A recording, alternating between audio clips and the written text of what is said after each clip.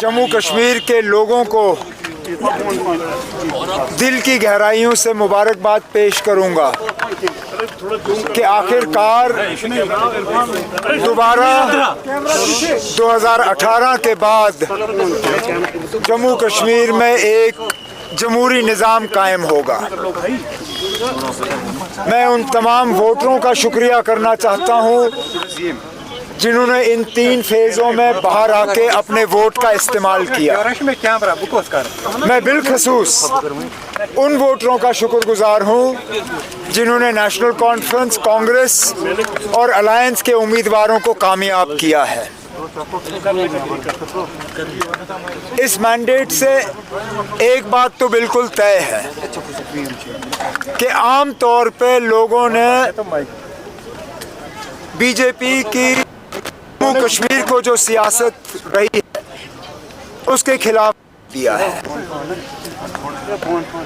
BJP ने जो पुरानी तंजीमों को, जिसमें खासकर नेशनल कॉन्फ्रेंस को सियासी निशाना बनाने की कोशिश की, हमें कमज़ोर करने की कोशिश की, हमारे मुतबादल यहाँ पे तंजीमें खड़ी करने की कोशिश की, आज उनका आम तौर पे देखा जाए तो नामो निशान जो है वो इस इलेक्शन में मिट गया है। लेकिन बड़ी बात ये है कि कश्मीर, जम्मू के पहाड़ी इलाके, यहाँ वोटों का बंटवारा नहीं हुआ, वोट तकसीम नहीं हुए। मुझे लगता है लोगों ने बहुत समझदारी से अपने वोट का इस्तेमाल किया। अब हम जो अलायंस के लोग हैं, हमारी जिम्मेदारी बनती है कि हम इन 5 सालों में लोगों को एक साफ सुथरा और एक ऐसी हुकूमत दे जो लोगों की उम्मीदों पे बराबर उतर आए। मतलब आपको लगता है लोगों ने वाकई सिचुएशन को समझा था, सोच समझ कर ये वोट दिए गए? फिलहाल जो नतीजे सामने आए हैं, और मैं माफ़ी चाहता हूँ 1-2 घंटे से तो मैं गाड़ी में ही घूम रहा था, तो लेटेस्ट पोजीशन मेरे पास है नहीं, लेकिन मैं ये ज़रूर कह सकता हूँ कि हमें शायद उम्मीद से ज़्यादा सीटें मिली हैं। अगर इस इलेक्शन से पहले आपने मुझे कहा होता कि नेशनल कॉन्फ्रेंस की ये पोजीशन होनी है तो मैं शायद उस चीज़ को मानता नहीं, खासकर पार्लियामेंट इलेक्शन में जो हमारा हाल हुआ। मैंने बीच में कुछ आप में से मीडिया वालों को ये भी कहा था, मैंने कहा था कि शायद हम गलती कर रहे हैं। जहां हमें रशीद का बारामूला में वेव पार्लियामेंट इलेक्शन में नज़र नहीं आया, इस बार हमने बढ़ चढ़ा के उसका वेव देखा जहां वेव था ही नहीं। और बहुत सी ऐसी पार्टियां जिनको शायद ये लगा था कि मरकज़ की मदद से वो कुछ हासिल कर सकेंगे, नहीं कर सके। मैं ये भी मानता हूँ कि नेशनल कॉन्फ्रेंस को कुछ ऐसे लोगों से वोट मिले होंगे जो शायद नेशनल कॉन्फ्रेंस को कभी भी वोट देने के लिए तैयार नहीं थे, लेकिन इस बार सिर्फ़ और सिर्फ बीजेपी और बीजेपी की साजिशों को रोकने के लिए वो नेशनल कॉन्फ्रेंस को एक मौका देने के लिए तैयार थे। अब हमारी, जैसे मैंने कहा, हमारी जिम्मेदारी बनती है कि हम इस वोट को ज़ाया ना होने दें, हम लोगों के उम्मीदों के बराबर जो है उतर आएँ और अपना काम करें। सर, नेक्स्ट स्टेप क्या होगा? नेक्स्ट फॉर्मेशन के लिए आप कब स्टेक क्लेम कर रहे हैं? देखिए ना, as grateful as I am for this vote of confidence reposed in me by the National Conference President, this is a decision for the legislative party of the National Conference. It is a decision to be taken by the allies together. The National Conference Legislative Party has not met. Let the National Conference Legislative Party meet. I am not staking a claim to the Chief Ministership of Jammu and Kashmir. It is for the alliance, for the elected members to decide who they feel should lead the state over the course of the next 5 years. and that is as far as I'm willing to go. So next step, what do you have to say to the voters? क्या होगा?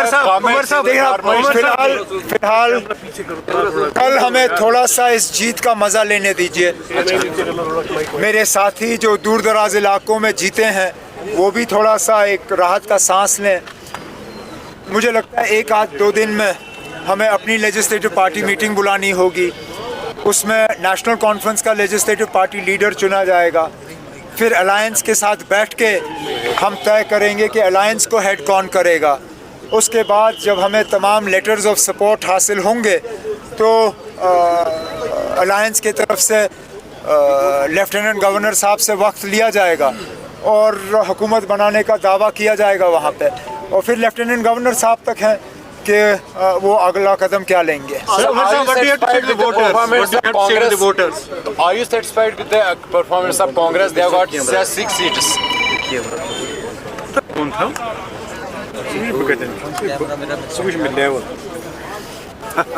So will you have an upper hand?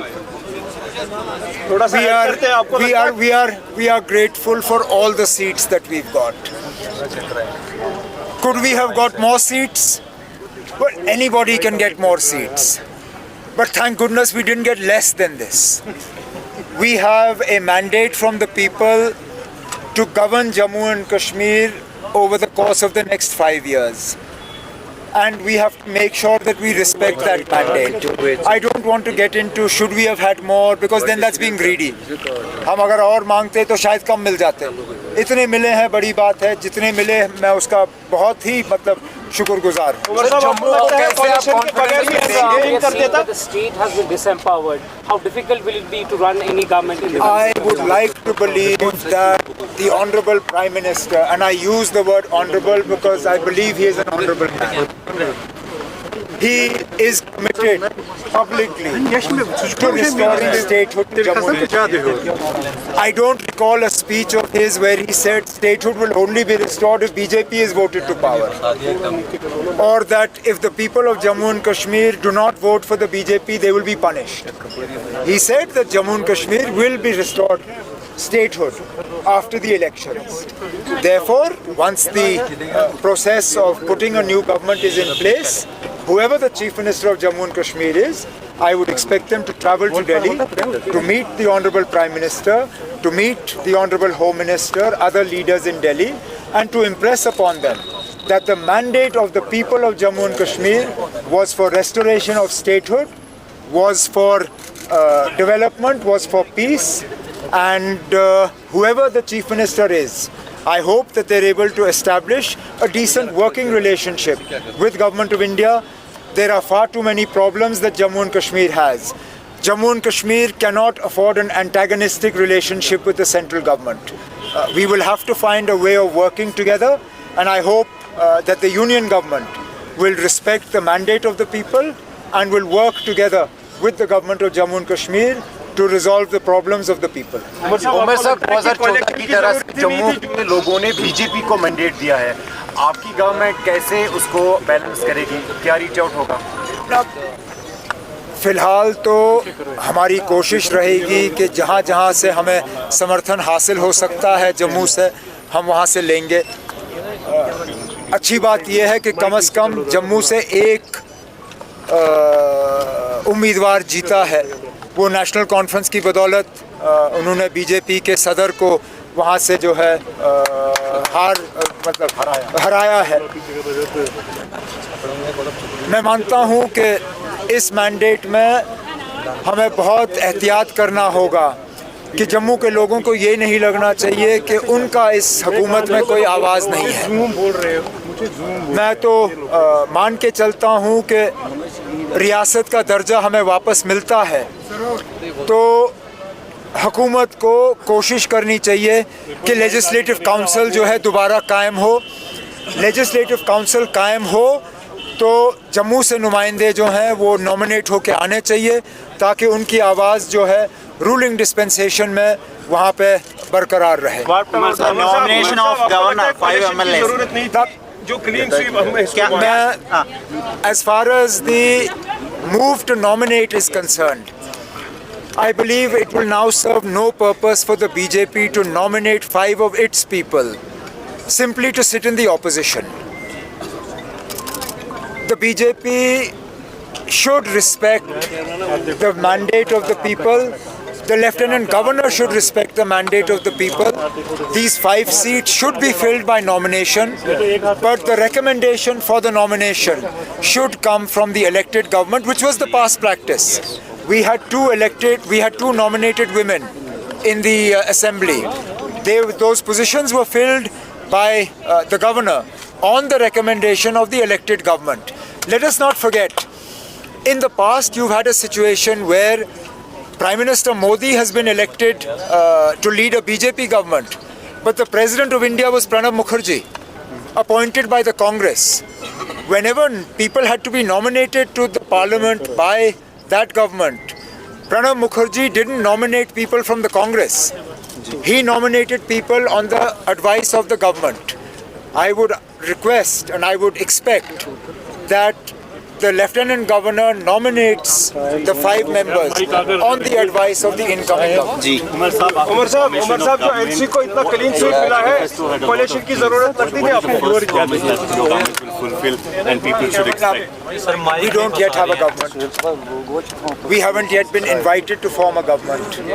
I hope that we are, and this question can be posed to the Chief Minister once that person has taken oath. Thank you. Umar साहब फारूक साहब का कितना इसमें हम credit मानते हैं जो फारूक साहब इस उम्र में खड़े रहे? हमारे बॉस हैं, हमने उनके मतलब छत्र छाया में इलेक्शन लड़ा। हर मैंडेट पे फारूक साहब का दस्तखत है।